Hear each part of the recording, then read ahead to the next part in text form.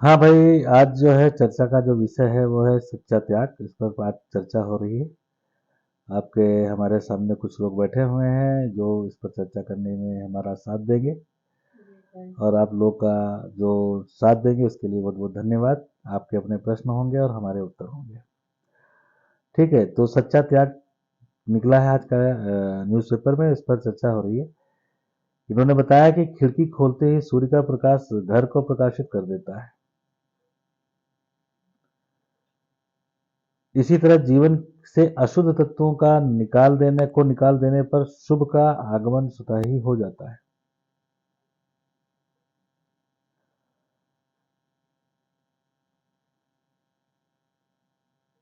बुराइयों के छूटते ही अच्छाइयां स्वतः ही पैदा हो जाती हैं।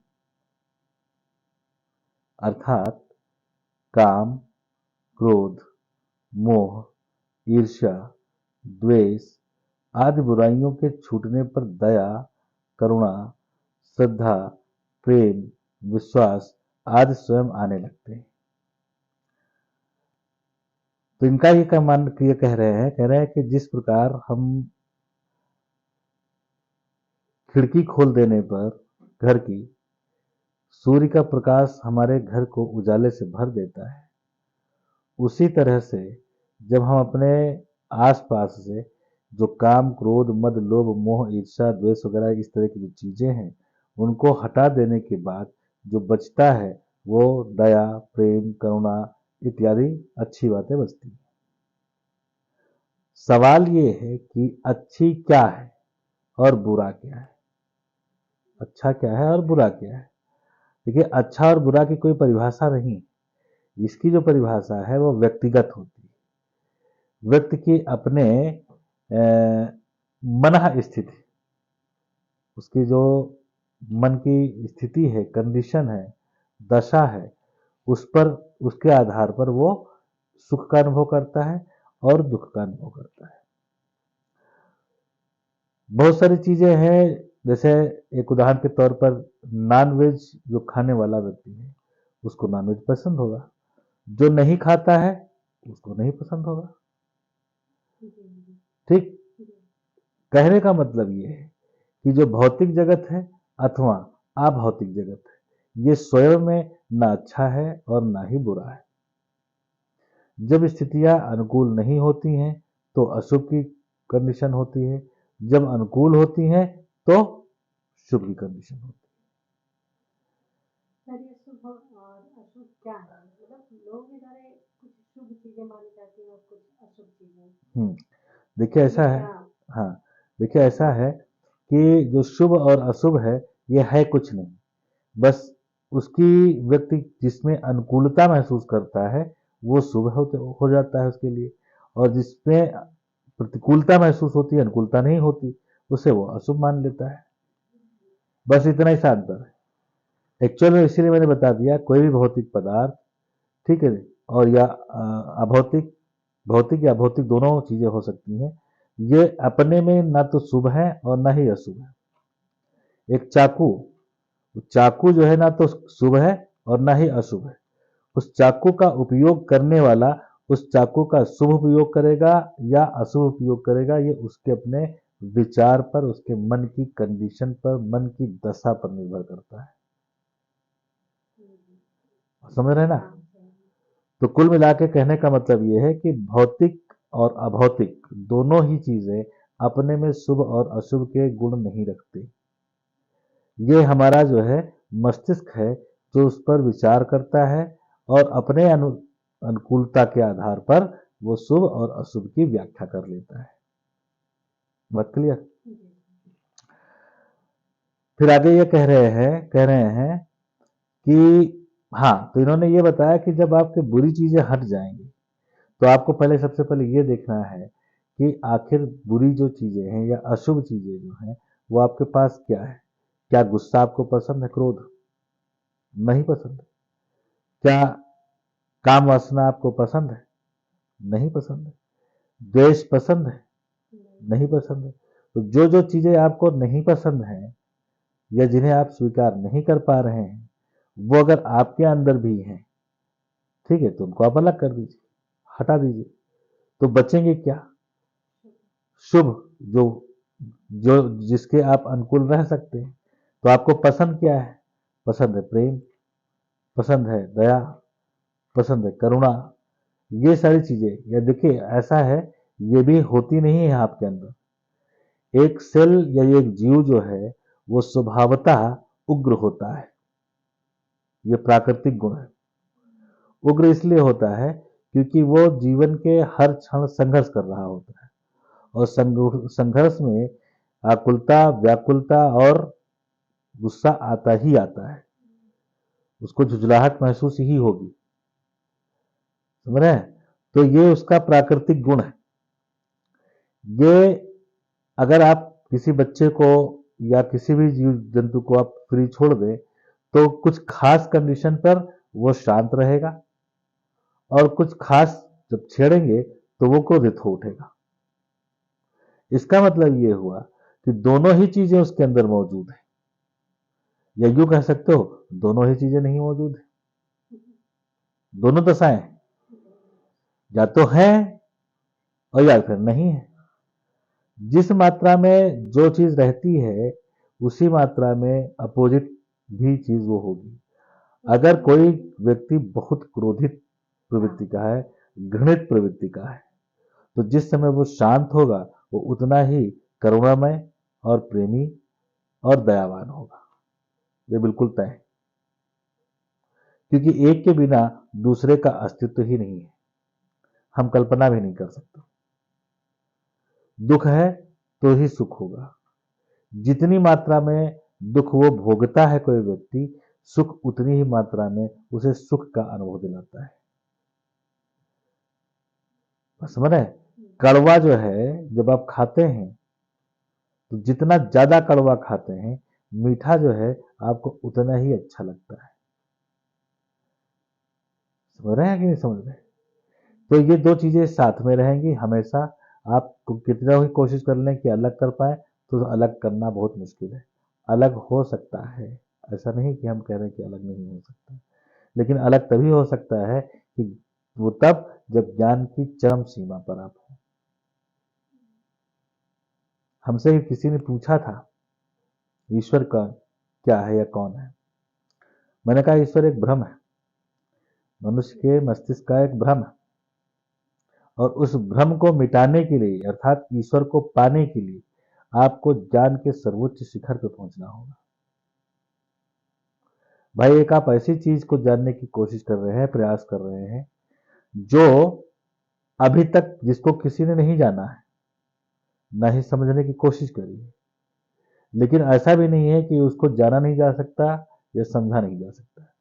उसको जाना और समझा दोनों जा सकता है, लेकिन आपको ज्ञान के उस चरम सीमा पर पहुंचना पड़ेगा जहां पर ज्ञान स्वयं ईश्वर के रूप में आपको दिखाई देगा, साक्षात्कार हो जाएंगे,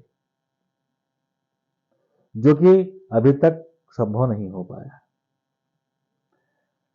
खैर, तो जो ये कह रहे हैं उस पर हम चर्चा कर रहे हैं। ये कह रहे हैं आगे कि संग्रह की प्रवृत्ति हमारे जीवन में संघर्ष पैदा कर देती है। हम संग्रह जब करते हैं, संग्रह क्या करते हैं? भौतिक जगत, पूरा भौतिक जगत संग्रह करते रहते हैं, पूरा जीवन यही करते हैं। आज के दौर में इंसान को हम अगर ये कहें कि वो कीड़े मकोड़ों की जिंदगी जी रहा है तो गलत नहीं होगा। वो जीवन जी ही नहीं रहा, बल्कि जीवन काट रहा है। वो भाग रहा है। कहां भाग रहा है उसे खुद भी नहीं पता। उसने महत्वाकांक्षाएं पैदा की, ठीक, और महत्वाकांक्षाओं की पूर्ति के लिए अब वो लगातार सतत जो है प्रयासरत है। जिंदगी का जो असली आनंद है वो कहीं खो गया है। वो जानता ही नहीं कि जीवन क्या है। बस एक बात जानता है, भागना है और भौतिक सुखों को इकट्ठा करना है, भौतिक सुखों का आनंद लेना है। लेकिन उन सुखों में जो भौतिक चीजें हैं वो हमेशा चिरस्थायी नहीं हो सकती। चिरस्थायी आनंद के लिए आपको जानना होगा कि कोई चीज कैसे काम कर रही है, कब तक है और क्या है, उसके पीछे की सत्यता को जानना होगा। हम किसी से प्रेम करते हैं, तो जब प्रेम करते हैं तो उस समय उसकी चमक दमक, उसका यौवन उसकी स्फूर्ति, उसकी सुंदरता, ये सब देख के करते हैं। लेकिन एक समय धीरे धीरे गुजरता है और उसमें परिवर्तन होता जाता है, और फिर धीरे धीरे वही लगाव, वही अटैचमेंट, वही प्रेम कहीं ना कहीं धीरे धीरे कम होने लगता है। इसका मतलब है कि जो हमारी फीलिंग्स हैं वो भी वस्तु पर आधारित है। वस्तु अगर सुंदर है और हमने उसकी महत्व उसकी आकांक्षा कर ली है कि नहीं, हमको इतनी सुंदर वस्तु चाहिए ही चाहिए, तो ऐसी कंडीशन में उसकी चाहत, उसका प्रेम बढ़ जाएगा। और जब वो आपके पास हो जाती है तो वहीं पर, चूंकि है आपने उसको भोग लिया है, तो आपको पता चल गया कि क्या है, तो उसके प्रति जो आपका प्रेम, लगाव और इस तरह की बातें थी वो धीरे धीरे कम होती चली जाती है। यानी मन के भाव स्थायी नहीं है, बदलते रहते हैं। वो बदलते रहते हैं।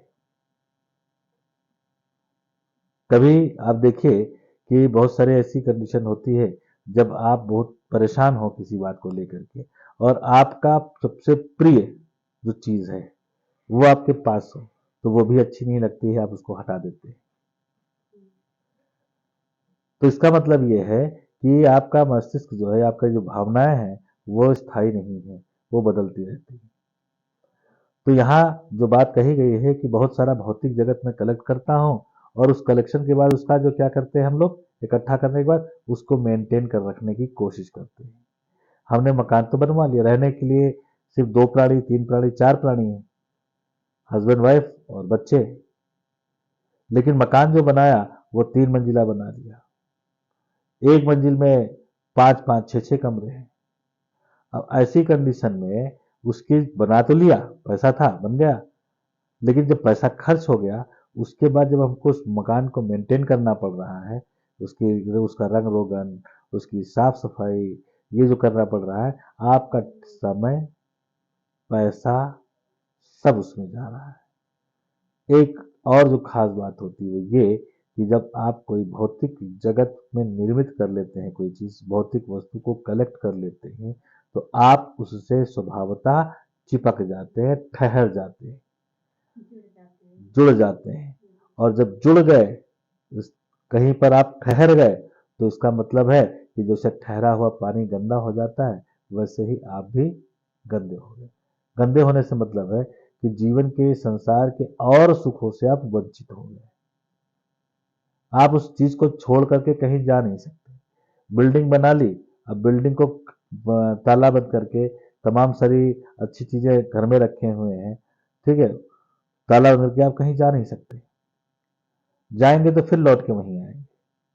आप रहना तो चाह रहे हैं कि गर्मी के टाइम पे जो है पहाड़ों पे हरी हरी और ऊंची ऊंची वादियों में जाकर रहें, लेकिन नहीं रह सकते, क्योंकि कहीं आपको ने अटैच कर रखा है खुद को। या जाड़े के दिनों में कि भाई किसी कोस्टल एरिया पे, किसी समुद्री किनारे पे बढ़िया रहे जाकर के, नहीं रह सकते। क्यों? क्योंकि आपने भौतिक जगत को कलेक्ट करके एक जगह कहीं रख रखा है, और आपका जो मेहनत है, आपका जो श्रम है, आपका जो अहंकार है, वो उससे जुड़ा हुआ है। तो जो ऐसी स्थिति में आप जीवन का आनंद तो नहीं ले पाएंगे पूरी तरह से। सोचने वाली बात है। महात्मा बुद्ध हुए, महावीर जैन हुए, अंबेडकर हुए, सुभाष चंद्र बोस हुए, गांधी हुए, ये इन लोगों का हम लोग क्यों पढ़ते हैं? क्योंकि इन्होंने भौतिक जगत को कलेक्ट नहीं किया, इकट्ठा नहीं किया, इन्होंने जीवन का आनंद लिया। ये भ्रमण करते रहे, पेड़ पौधों, पहाड़, नदियां, झरनों, समुद्र, इन सब का अवलोकन किया, इनको देखा, समझा और आनंद का अनुभव किया। आपको क्या लगता है? अनुभव सिर्फ ये है कि बढ़िया मखमली गद्दे पे लेटे हैं और खूब बड़ा सा स्क्रीन टीवी का लगा हुआ, उस पर एक सीरियल चल रहा है, और बैठे बैठे ड्राई फ्रूट्स खा रहे हैं। ये सुख है? ये आनंद की स्थिति है। कब तक? बीमार पड़ने। बिल्कुल ठीक है। तो हम भौतिक जगत को जब कलेक्ट करते हैं तो संघर्ष में, इसलिए क्योंकि उसको मेंटेन करना पड़ता है। यही बात इन्होंने कहा है कि भौतिक जगत को हम क्या कहते हैं, संग्रह करने की जो प्रवृत्ति है वो संघर्ष पैदा कर देती है। इसलिए जीवन को गति देने के लिए कुछ ना कुछ त्याग करते रहना चाहिए। ठीक, मतलब यह है कि स्थायित्व जो है आपके जीवन में ना आए, यही बेहतर होगा। ठीक, आगे उन्होंने बताया है, कहा है कि विषय वासना और इससे प्रेरित भोग जीवन की विकृति है। देखिए, विषय वासना की जहां तक बात है, हम इसे गलत नहीं मानते।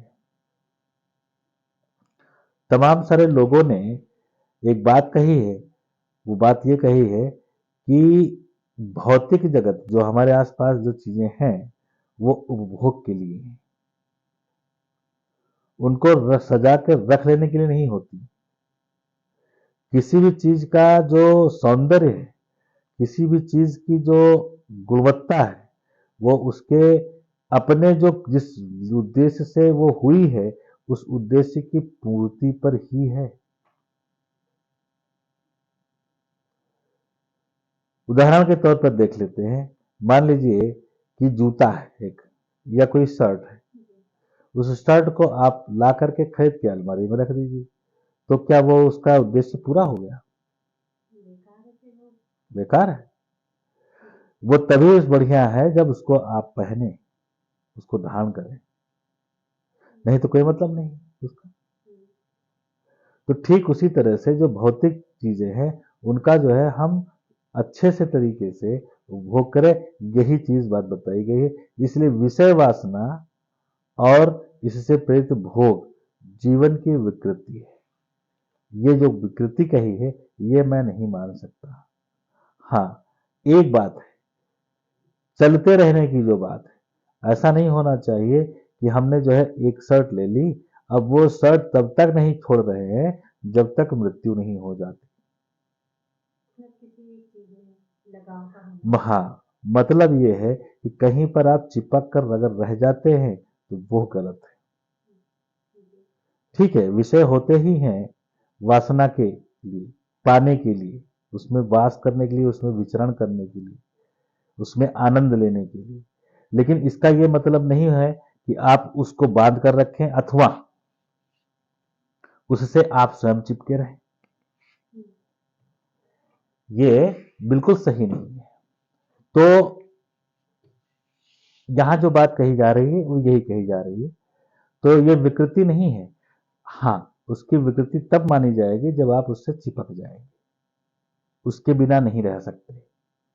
जैसे बहुत सारे लोग हैं शराब के लती हो जाते हैं। नशा, देखिए नशा हर चीज का होता है। कलेक्शन का नशा, मकान बनाने का नशा, घूमने का नशा, पैसा कमाने का नशा। ठीक, देखिए शराब का ही नशा नहीं है, बहुत सारी चीजों का नशा होता है।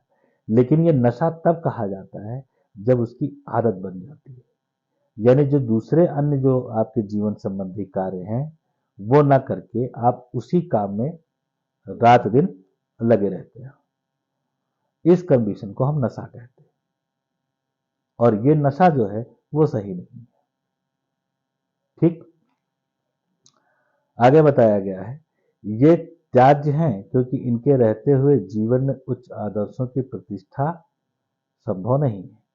यहाँ आगे बात वही कह दी जो मैंने कहा था कि ये सब जो भी चीजें हैं वो कुछ समय के लिए उपभोग के लिए है, और उपभोग के बाद फिर,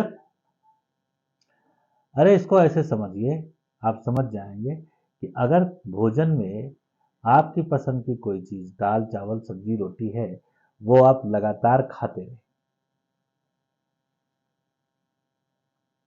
तो अन्य चीजों का आनंद नहीं ले पाएंगे आप।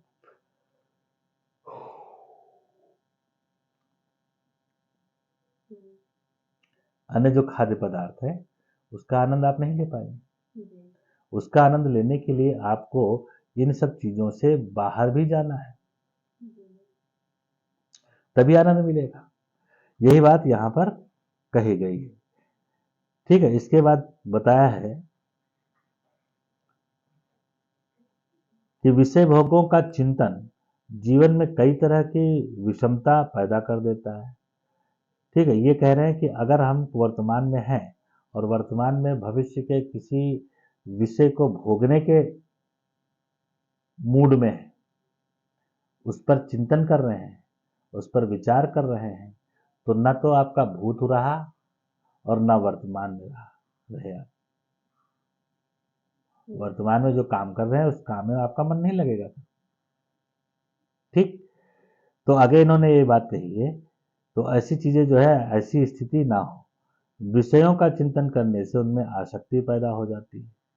जब हम बार बार किसी चीज के प्रति, क्यों देखा नहीं कि क्यों ठहर जाती जिंदगी, क्योंकि हमारा लगातार उससे अटैचमेंट बना रहता है, और जिस चीज से अटैचमेंट बना रहता है स्वाभाविक रूप से उससे आसक्ति पैदा होनी ही है, यानी जुड़ाव, चिपक जाना। बिल्कुल, आप देखिए बहुत सारे लोग हैं जो अपने परिवार से चिपके रहते हैं तो वो नहीं कुछ कर पाते। बहुत सारे लोग होते हैं जो अपनी पत्नी से चिपक जाते हैं तो वो कुछ नहीं कर पाते। ये जो चिपकने की जो बीमारी है ये सही नहीं, ये आसक्ति, ये लगाव नहीं, इसको कहेंगे नशा, एक तरह का, एक तरह की आदत, एक तरह की बेवकूफी। आपके जीवन में परिवर्तन, हर चीज में तो परिवर्तन देख रहे हैं। जब हर चीज में परिवर्तन है तो आपके जीवन में भी उस तरह के परिवर्तन होने चाहिए ना, जो नहीं होते। हम एक तरह की जिंदगी जीते रहते हैं और हमको लगता है कि हम सुख में जी रहे हैं। सुख का अनुभव या सुख की जो क्या कहते हैं आनंद है, वो तब मिलेगा जब हम थोड़ा सा कभी कभी कठिन स्थिति में भी पहुंचे। नहीं तो कोई मतलब थोड़ी है सुख का, वो आएगा एज यूजल, ठीक है। अरे जरा सोचिए, जब भी थोड़ी देर पहले एक मखमली बिस्तर की और बड़े से टीवी की जब बात कर रहा था मैं, वही चीज एक ऐसे व्यक्ति को दे दी जाए जो जिसने अभी तक देखा ही नहीं सकी, उसके लिए जो सुख का उस बिस्तर पर लेट के ड्राई फ्रूट्स खाते हुए और टीवी देखते हुए आनंद आएगा, वो शायद जो रोज कर रहा है काम उसको आनंद का अनुभव नहीं होगा। तो उसकी हैबिट है, रोज ही कर रहा है, रोज कर रहा है, रोज उसी स्थिति में पड़ा हुआ है, चिपका हुआ है, उससे आसक्ति बनी हुई है। इस आसक्ति से छूटना जो है वो बहुत जरूरी है। फिर कहा है आसक्ति से कामना उत्पन्न होती है। ठीक है, जो हम किसी चीज से चिपके रहते हैं तो उससे कामना उत्पन्न होती है। यदि कामना पूर्ण ना हो तो क्रोध की उत्पत्ति होती है। ठीक भाई, सीधी सी बात है, अगर हमने अपनी मतलब एक सुंदर स्त्री से विवाह कर लिया, अब सुंदर किस लिए थी? सुंदर इसलिए थी कि उसने सौंदर्य प्रसाधन का भरपूर उपयोग किया। फिर जब विवाह करने के बाद अब उसकी जो सौंदर्य प्रसाधन की जो आवश्यकता है उसकी पूर्ति नहीं हो रही। जब नहीं होगी तो सामने वाले को तो पता है ना कि आखिर सामने वाला मेरे ऊपर लट्टू क्यों हो गया, ये उसे पता है। अब उसी की अगर पूर्ति ना हो पा रही हो, उस बात को इस बात से डर रहा हो या डर रही हो कि जिस वजह से हम हमसे ये अटैच हैं, वो वजह न रहने पर हमको छोड़ के भाग जाएंगे। तो जब वही चीज मेंटेन करने के लिए आप धन की आवश्यकता है, जब इस तरह के कर्म करते हैं, ठीक है, तो गुस्सा आती है आपको, नहीं पूर्ण होता है तो गुस्सा आती है, क्योंकि आपको इस बात का डर है कि कहीं छूट ना जाए वो। ये डर जो है यही क्रोध को उत्पन्न कर देती है। ठीक, तो क्रोध को उत्पत्ति होती है। इस तरह विषयों के चिंतन मात्र से ही अनेकों मानसिक विकृतियां उत्पन्न हो जाती हैं, और जब आप किसी चीज के साथ लगातार उससे लगे रहते हैं तो धीरे धीरे धीरे धीरे करके जो तमाम सारी जो गंदगी है या गलत विचार हैं वो आपके मन में आने लगते हैं। क्यों? क्योंकि आपके जीवन में कोई परिवर्तन नहीं हो रहा है, नहीं आ रहा है। ठीक है, इस तरह विषयों के चिंतन से मानसिक विकृतियां होती है और मनुष्य अपने श्रेय पथ से विचलित हो जाता है। जो उसका मुख्य काम होता है, ठीक है, वो उससे विचलित हो जाता है। बहुत सारे काम होते हैं, अगर इंसान चाहे तो बहुत सारा हो सकता है। देश के लिए कुछ कर सकता है, समाज के लिए कुछ कर सकता है, परिवार के लिए कुछ कर सकता है, दोस्तों के लिए कुछ कर सकता है, संबंधियों के लिए कुछ कर सकता है, और स्वयं को भी दुरुस्त रख सकता है। लेकिन वो कहीं एक चीज से आसक्ति लगा करके वहीं पर बंद करके रह जाता है। त्याग का मूल आधार मनुष्य की मन स्थिति है, उसके मन की जो स्थिति है वहीं से ही त्याग का जो है त्याग की भावना उत्पन्न होती है। ठीक, हम संपत्ति का त्याग करते हैं किंतु लोभ वृत्ति को नहीं छोड़ पाते हम। ठीक है, बहुत सारी चीजें दान दे देते हैं, लेकिन कहीं ना कहीं पाने की जो लालसा है वो बनी रहती है। ठीक, घर परिवार का त्याग करते हैं परंतु मोह का त्याग नहीं कर पाते। घर परिवार का जो त्याग है वो तो हो जाता है, हम आसानी से कर देते हैं। ठीक, या जो जिनको हम चाहते हैं उनको आसानी से कर देते हैं, लेकिन एक लंबे समय तक उसे भूल नहीं पाते। ठीक, ये बात ये कह रहे हैं कि घर परिवार का त्याग करते हैं परंतु मोह का त्याग नहीं कर पाते। पद और अधिकार छोड़ देते हैं परंतु अहंकार नहीं छोड़ पाते।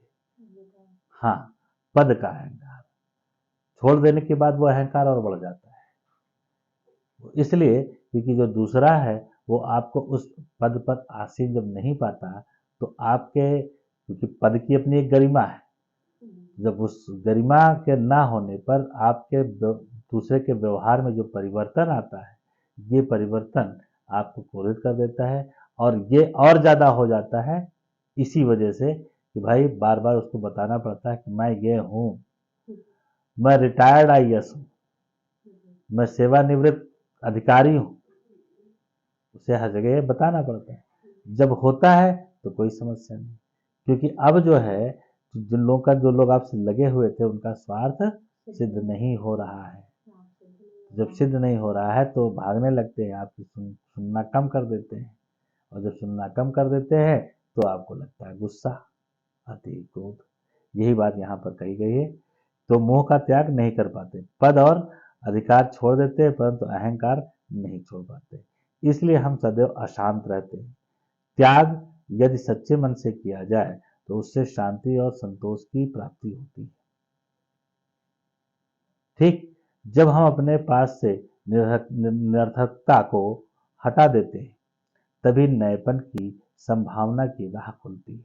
हम जब पुराने वस्त्रों को अपने घर से बाहर निकाल देते हैं तभी नए वस्त्र घर में आएंगे, अन्यथा नहीं।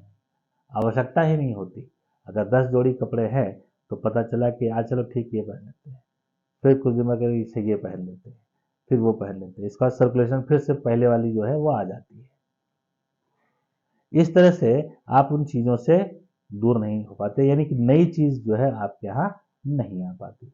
नई चीज़ को आने के लिए ज़रूरी है कि आप पुरानी चीज़ों को छोड़ें, थोड़ा सा उनसे दूरी बनाएं, या तत्कालिक उन्हें आप भूलें।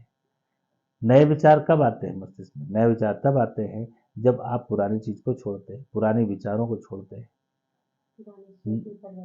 पुराने सोच में परिवर्तन लाते हैं, उसमें उससे एक कदम आगे जाते हैं, तब जाकर के आपके अंदर नए विचारों का प्रादुर्भाव होता है।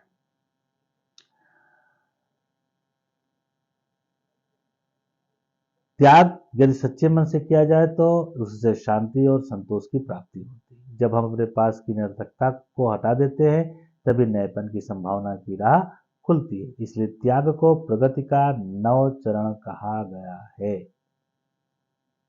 नव चरण मतलब नई चीजों का, नए विचारों का प्रवेश करना। त्याग जीवन की विकास यात्रा का एक अनिवार्य अंग है। अगर आप विकास चाहते हैं तो आपको, जैसे सपोज करिए कि आप IAS की तैयारी कर रहे हैं, ठीक, हम जिन बच्चों की तैयारी कराते हैं जिस क्षेत्र में, उसकी बात कर रहे हैं, और बच्चा अपनी निद्रा को, अपने आलस्य को, अपने प्रमाद को छोड़ना नहीं चाहता। वो चाहता है कि हम सुबह 8-9 बजे तक सोते रहें, तो फिर सोना ही हाथ लगेगा। जिस चीज की आप तैयारी कर रहे हैं, जिस चीज को आप पाना चाहते हैं, वो तो नहीं आपको मिलेगी। समझ रहे हैं? तो ये बात है। तो यहाँ पर यही बात कही गई, कहा गया है कि यह आत्मबोध आत्मशोधन का राजमार्ग भी है।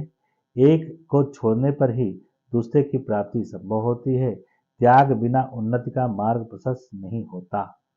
जब तक आप कुछ चीज़ों को पाएंगे नहीं, कुछ चीज़ों को छोड़ेंगे नहीं, घर थोड़े कुछ दिनों के लिए, रिश्तेदारी कुछ दिनों के लिए, कुछ दिनों के लिए खेल कूद, कुछ दिनों के लिए लफाड़ीबाजी, ये जितना कुछ है ये जब छोड़ देते हैं और सीधे तैयारी पर जुट जाते हैं, तभी उस लक्ष्य को आप प्राप्त कर पाते हैं, अन्यथा नहीं कर पाते। इसलिए त्याग करना चाहिए और मैं और मेरेपन का त्याग। किस चीज का? मैं और मेरेपन का। मेरा घर, मेरी गाड़ी, मेरा ये, मेरा वो, मैं ऐसा, मैं वैसा। जब ये आप त्याग कर लेंगे, जब ये फील करेंगे कि मैं कुछ नहीं जानता, जब ये भाव आएंगे तभी कुछ जानने का भाव भी उत्पन्न होगा। और अगर आप ये सोचेंगे नहीं हमको तो सब कुछ आता है, इस क्षेत्र में मैंने बहुत सारे बच्चों को देखा है, वो सोचते हैं कि जो फर्स्ट डिवीजन के टॉपर होते हैं वो कभी कुछ नहीं कर पाते। कारण ये है कि वो ऑलरेडी अपने आप को ये महसूस करने लगते हैं कि हम तो इसके लायक हैं, हमको तैयारी करने की जरूरत क्या है। ये भ्रम पाल लेते हैं और परिणाम ये होता है कि वो ठीक, ताकि हम परम सत्ता की अनुभूति कर सकें। और जब इस तरह से चीज़ों में परिवर्तन होगा, आप में परिवर्तन होगा, आपके विचारों में परिवर्तन होगा, तभी आप ये समझ पाएंगे कि अंत में ईश्वर या परमात्मा या ब्रह्म क्या है।